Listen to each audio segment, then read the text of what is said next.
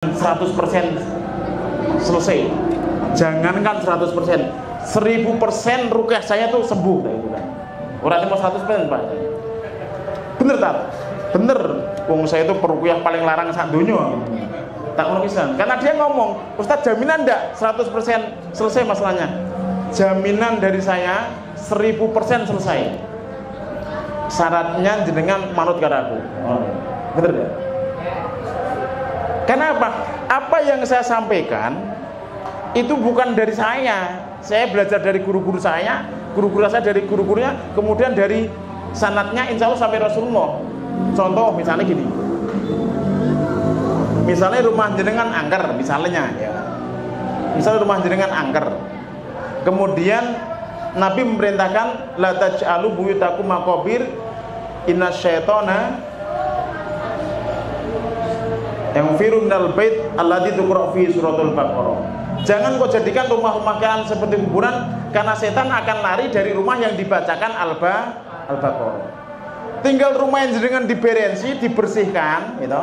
Dibersihkan, dirapikan, jangan acak-acakan, kemudian tiap hari bacakan Al-Baqarah, insya Allah selesai. Kira-kira jenengan percaya apa enggak? Percaya. Jaminan wis. Jaminan 1000%. Oh, ini yang perintahkan Nabi yo. Sholat laki-laki yang utama kalau sholat 5 waktu di mana? Di masjid. Kemudian sholat sunnahnya lebih utama di mana? Di rumah. Itu rukyah.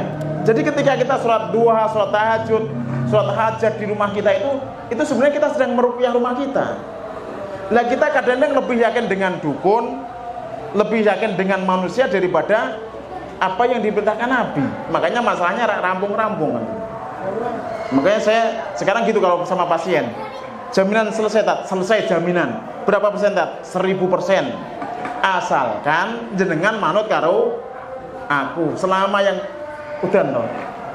Ora apa lagi udan berkah, ora udan jin, ora tenang. Asalkan jenengan manut SOP saya, insya Allah selesai. Ya gitu. Jadi jin itu mukalaf, ya. Jin itu apa? Mukallaf itu sebagaimana manusia. Karena dia punya nafsu, dia punya akal. Fa'alhamaha fujuraha wa taqwaha. Diberikan ilham untuk menjadi orang yang fujur, durhaka, atau bertakwa kepada Allah. Barang siapa yang bertakwa, Allah akan masukkan ke dalam surga. Barang siapa yang tidak bertakwa, maka Allah akan masukkan ke dalam neraka. Lanjut. Nah, ketika tadi Rasulullah sedang ngimami sholat, kemudian jin itu sedang menyebar karena diperintahkan iblis untuk mencari tahu kenapa, apa yang menghalangi kok kita sudah tidak bisa mencuri berita-berita di langit itu. Kemudian ternyata serombongan jin itu melihat Rasulullah sedang mengimami sholat. Kalau tidak salah waktu itu sholat subuh. Kemudian jin itu mengatakan seperti ini, yang melihat, hada wallah alladzi hala bainakum wa baina khabaris sama fa hunalika hina raja'u ila qaumihim wa qalu ya qaumana inna sami'na qur'anan ajaba yahdi ila rusydi fa amanna bi wa lan nusyrika bi rabbina ahada. Fa anzalallahu ala nabiyhi sallallahu alaihi wasallam qul uhiya ilayya annahu istama'a nafarun minal jinni faqalu inna sami'na qur'anan ajaba. Ketika jin itu melihat, oh ini toh kenapa yang menjadikan berita kita tidak bisa mencuri berita di langit, karena ada bacaan ayat Al-Qur'annya Rasulullah sedang melihat. Kemudian Rasulullah tidak tahu kalau ketika pas sholat itu Rasulullah disaksikan para jin, Rasulullah itu tidak tahu. Tapi Rasulullah diberi wahyu kepada Allah, yaitu surat apa? Surat jin. Qul uhiya ilayya annahu istama'a nafarum minal jinni faqalu inna sami'na qur'anan ajaba yahdi ila rusydi fa amanna bi wa lan nusyrika bi rabbina ahad. Akhirnya diturunkan oleh Allah surat namanya surat apa? Surat jin. Kalau Al-Quran menyatakan bahwa ada satu surat namanya jin, berarti keberadaan jin itu benar-benar ada. Sekitar kurang lebih 16 tahun yang lalu 16 tahun yang lalu tuh saya tuh sering menjadi moderator. Waktu belum menjadi pendakwah, waktu saya belum menjadi penceramah, itu dulu saya sering menjadi moderator. Ada salah satu narasumber, karena dia tuh lebih sering belajar secara sekolah umum, dia muslim, tapi dia tidak meyakini bahwa kesurupan itu tidak ada bagi dia. Waktu itu saya masih awal-awal terjun ruqyah. Dia ngomong, "Rak nono kesurupan." Aku terus tak ancam, suatu saat mesti kowe nggoleki aku kon ruqyah keluargamu. Bener ini. Jadi waktu dia ngomong, "Saya tidak percaya dengan kesurupan, tidak ada," kata dia, karena dia merasa S3 dan yang digaji selalu ilmu dunia. Ketika menjelaskan tentang kesurupan, dia ngomong tidak ada. Dan sementara sing diomongnya peruqyah kira-kira.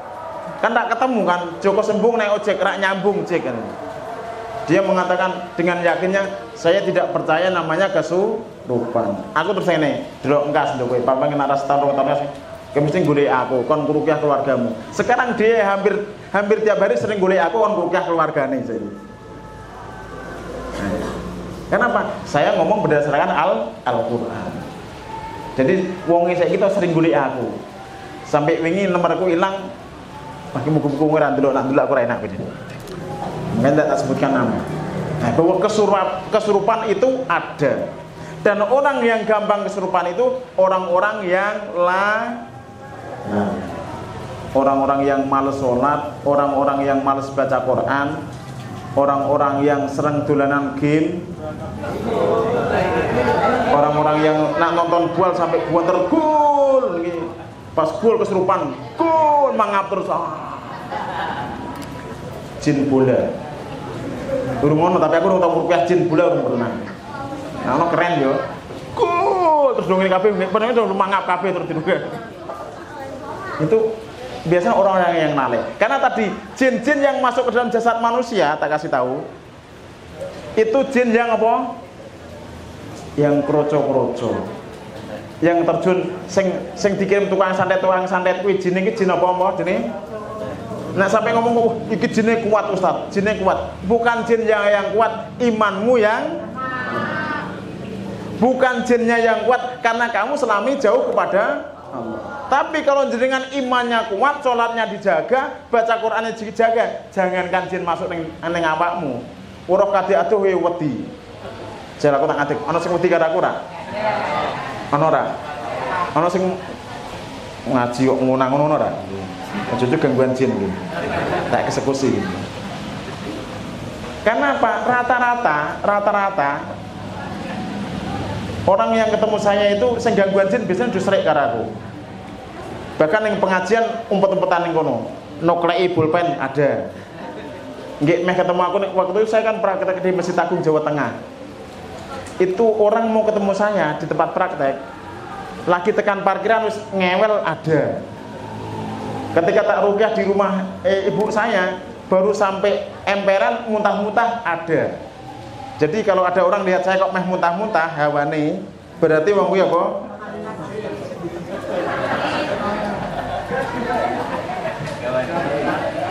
Gangguan jin. Karena yang membenci peruqyah itu hanya orang-orang yang berserikat dengan jin dan jin-jin kafir. Kalau jin-jin muslim, nah, tak kasih tahu. Kalau sing mlebu ning jenengan jin muslim, karena aku mesti ngefan mesti. Karena gini, ceritanya gini. Waktu saya ngeruqyah orang yang kena santet, orang Kendal, itu kan sampai melepuh kan, tinggal wajah tok yang tidak melepuh. Saya ruqyah selama seminggu full, kayak sinetron gitu ya. Itu di film ke wape, tapi kok ana produser sing nemone aku gitu. Di film ke wape asen ceritanya nyenengke yo gitu. Ada lucune bareng kan. Ketika dia takluk atas izin Allah, padahal yang nyantet ini tidak hanya dukun. Yo kiai yang sondok dukun. Jadi saya ngelawan dukun-dukun karo kiai-kiai wakil sing rodok dukun-dukun kuwi wakil aku diroyok gitu. Kiai dukun, kikun namanya. Setiap dikirim ning nggonku gitu, anak buah itu masuk Islam jadi pengikutku dan bingung dia ini. Piye to Ustaz? mau muridku ki malah melu kabeh kita. Tak sadarke, tak dakwahi kan, karena kita peruqyah itu diajarkan jangan langsung dibunuh. Makanya saya tidak sepakat dengan peruqyah yang bakar. Itu saya tidak sepakatnya kayak gitu. Karena guru saya mengajarkan meruqyah dengan cinta. Meruqyah dengan apa?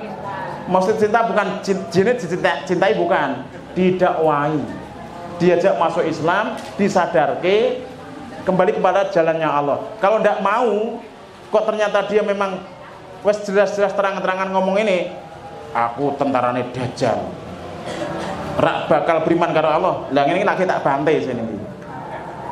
Ada. Sampai saya punya seorang ustadz, anaknya kiai, ustadz Gus, hafal 30 juz, bar tak ngruqyah kuwi, bar bisa sampai saiki tak jak ngruqyah rak wani blas.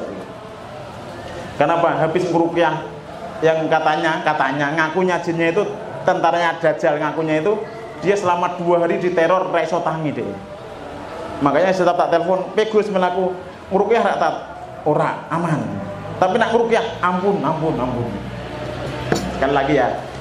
Jin yang terjun di dunia manusia itu, yang masuk dalam jasad manusia itu biasanya jin-jin yang apa? Kroco, rak sangwedi. Meskipun sirahmu kayak apa dipualu kayak dibur kadang itu. Saya pernah dulu waktu meh nikah, mungkin istri saya yang ngefan banyak mungkin ya. Waktu saya meh nikah itu kepala saya tuh kayak ditusuk-tusuk jarum tiap hari. Gerbeng ini. Saya terus bahagia apa disantet model apa to ini. Iki guru-guru meh nikah. Mungkin saya naksir bojoku ya mungkin ya. Mungkin, tapi aku nak ngarang mungkin. Wah, iya juga sik dinikahi ustaz ini. Baru kuwi terus saya terus ruqyahnya apa? Pokoknya tak bawa ke sholat subuh jamaah. Saya sakit gigi itu anak. Nah, sujud kan sakit ya Bu ya. Ya, pernah siapa yang pernah sakit gigi? Saya. Biasanya orang sakit gigi itu karena jarang membersihkan gigi. Karena dulu saya seperti itu. Kok guyu kan guyu kok kenal kayak. Makanya saya sekarang lebih sering sakit gigi karena gigi saya itu udah pada bolong-bolong kan. Karena sering makan panas di pondok kan mangane kan sak nampan wong 6. Jadi nggih mateng atau langsung sok sing rawani panas ora komanan. Nah saiki pondok saiki serangun jaman cilikku ngono kuwi. Jadi nggih mateng to Tat. Nggone jenengan biyen ngono ta Tat. Jadi sak nampan wong 6 nggih panas nggih mateng langsung. Aku paling kementel meneh bojoku sampai saiki nak bancaan karo aku ora gelem. Kalah mesti deh. Jadi aja baca ora gelem karo. Mesti aku kalah bala. Kene wis terlatih selama 7 tahun masalahnya. Jadi jare bojoku gigimu gigi watu apa wesi to, Bang? Bukan watu wesi, wis terlatih selama 7. Sebab nak tangane rawani panas, karo kene rawani panas rak komanan biyen zaman cilikku ngono gitu. Makanya ini makan yang tidak diajarkan Nabi ini ya. Jadi ora takon ngene ora lho. Karena ini dulu karena pondok dulu dengan sekarang beda. Tekan ndi mau dadi ngobrol. Nak ngobrol jin aku ngobrol pengalaman wae. Nak dalil engko iso digoleki ning dalil ning buku iso. Nah. Tekan ndi aku mau ceritane mau tekan ndi Mas Tri. Kepalane kena ditusuk. Saya ketika mau buat sholat itu berat sekali. Tapi tak paksarakan. Saya yakin dengan saya sholat nanti Allah sembuhkan. Saya yakin dengan saya buat sholat sembuhkan. Waktu itu saya katanya belum terjun ruqyah malahan. Yang penting sholat saya sholat 5 waktu. Makanya kenapa kadang-kadang kalau kita sakit sholat itu berat, kenapa? Karena digondeli jin. Ketika kita sholat, jin yang ada di tubuh kita itu sakit dia.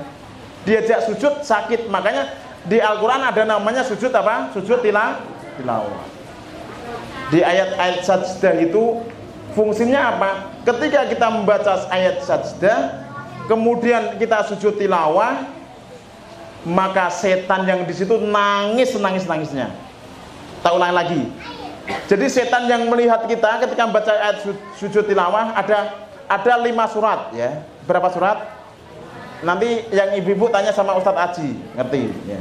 Ayat sajdah itu ada 5 surat, sering-sering dibaca karena ini ruqyah kita seperti itu. Ketika kita membaca ayat sajdah, biasanya di Al-Quran ada tandanya kayak apa? Kandak menara, kayak imaman gitu misalnya. Nah, pokoknya kayak ginilah. Nah, atau ada tulisannya apa? Sajadah. Sin, jim, dal. Sajadah. Biasanya tidak ada harokatnya Pak ya biasanya.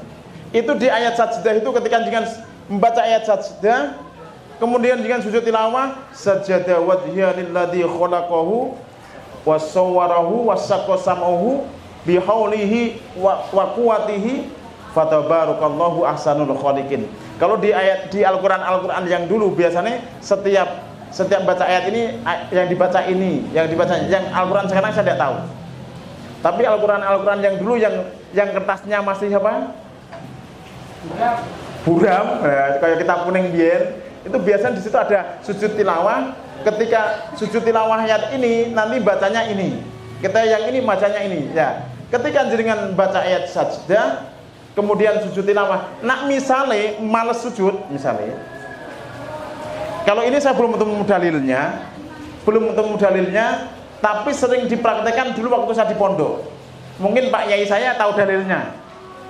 Biasanya baca itu kalau kita males sujud baca subhanallah walhamdulillah wala ilaha illallah Allahu akbar. Subhanallah walhamdulillah wala ilaha illallah Allahu akbar. Subhanallah walhamdulillah wala ilaha illallah Allahu akbar. Intinya kita mengagungkan Allah. Misalnya rapal yo, maha suci Allah, segala puji bagi Allah.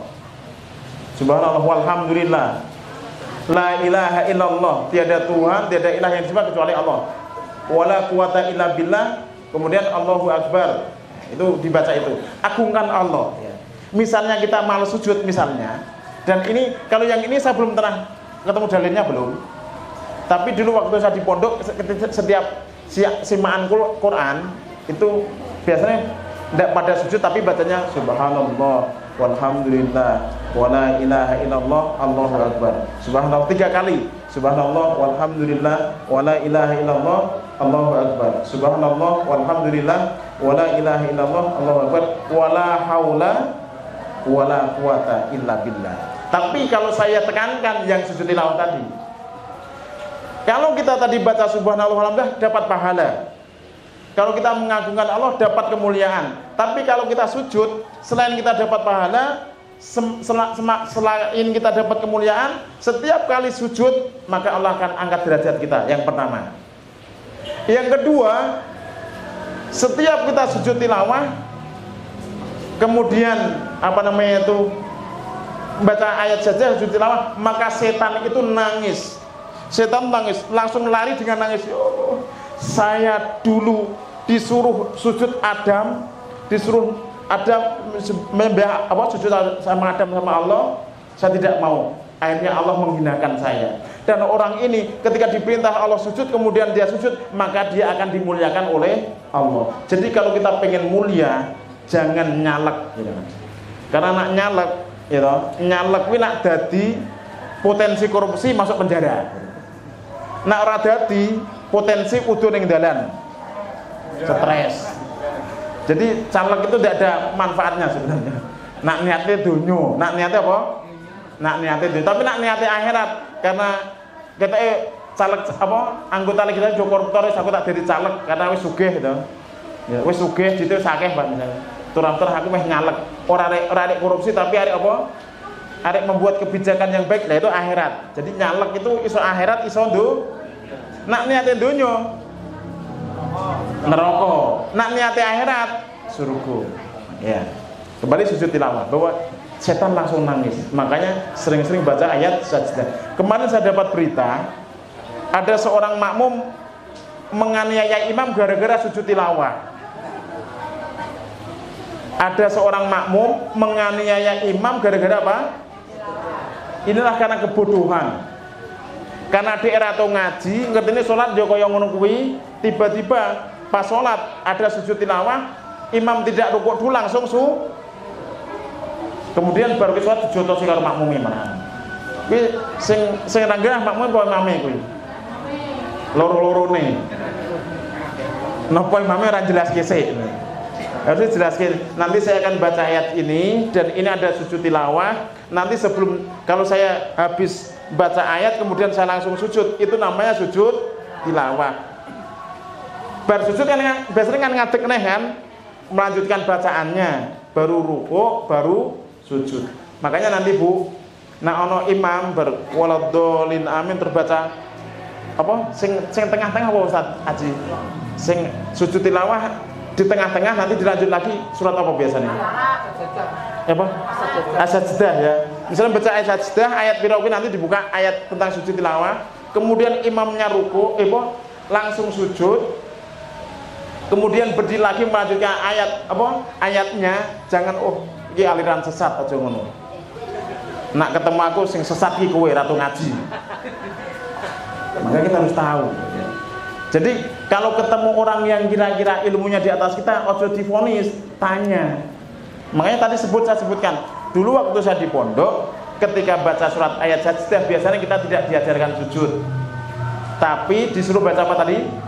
Subhanallah walhamdulillah wala ilaha illallah Allahu akbar. Ya saya lakukan itu. Mungkin saya belum tahu dalilnya, mungkin saya belum urung tekan ilmunya, tapi guru saya sudah tekan, kita tidak tahu. Husnudon aja. Ya, kalau ada sesuatu yang berbeda pendapat dengan kita tidak paham, harus tanya. Namanya tabayun. Ojo langsung mor-mor dikeplaki kuwi imam sesat juanggungi malahan. Ora takon sik, Pak Imam. Kok jenengan mung kok nganu ya? Urung ruku kok langsung sujud kuwi maksude piye? Moro-moro dikeplaki. Nah, ini piye jar? Ini karena kebodohan kita. Makanya ini harus Ustaz Haji, wis toh yang ngaji Tasin sama Ustaz Haji udah diajari sujud tilawah toh Ibu-ibu? Udah toh? Nah, nanti dibuka ayat sajdah. Ayat apa? Di Al-Quran ada 15 ayat, itu dibaca itu. Jadi kalau pas baca itu langsung, biasanya ada tandanya kayak gini, kayak mustoko atau kayak tempat imaman, atau kadang ada tulisan, ada yang sin tok sin, ada yang sin, jim, dal, tapi tidak ada harokatnya. Itu ayat-ayat sajdah. Kalau baca itu langsung. Kemudian apakah Rasulullah SAW diutus pula kepada kaum jin? Iya, Rasulullah SAW diutus kepada kaum jin. Dan ini dibuktikan dengan dalil berikut. Allah berfirman, Tabarakalladzi nazzalal furqan ala abdihi liyakuna lil alamina nadhira. Surat Al-Furqan ayat 1. Bahwa Rasulullah itu diutus selain untuk manusia juga untuk jin. Dulu waktu saya kecil, mudah-mudahan orangnya tidak lihat. Kalau yang ini kan jenis cetaknya enak ini. Ketika saya ngaji di suatu tempat, setiap habis ngajar ngaji, salah satu guru saya itu ada yang naik ke ternit gitu. Naik neng apa? Neng ternit. Kok Pak Guru tak sebut jenenge tak samarke ya, Pak Guru Triyono. Tapi ora Triyono, tak samarke aja. Pak Guru Triyono napa ngger mulang ngaji kene kok mesti kok enggak. Katanya dia tuh ngajar jin di internet sana katanya. Nah, selain Nabi dan Rasul itu tidak berlaku gitu ya. Gitu ya. Kalau Nabi dan Rasul oke. Tapi kalau cuma kiai, cuma peruqyah, nah itu tidak berlaku. Karena yang maksum itu hanya Nabi dan Rasul. Saya yang kalau kayak gitu tidak sepakat yang kayak gitu. Tapi saya tidak mau mengatakan ini sesat, salah enggak, tapi saya tidak sepakat yang kayak gitu. Pak Kiai Triyono.